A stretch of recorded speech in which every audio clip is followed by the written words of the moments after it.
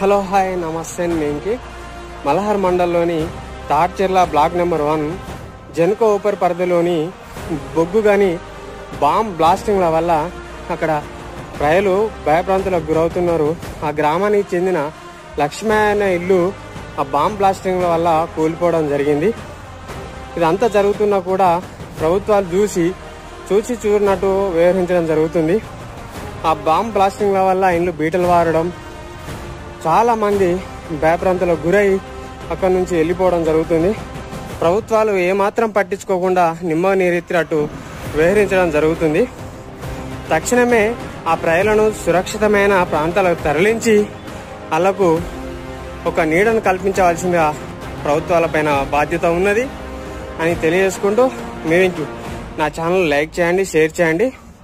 మనకు ఏ ప్రభుత్వంతో సంబంధం లేదు, ముఖ్యంగా గమనించుకోవాలి.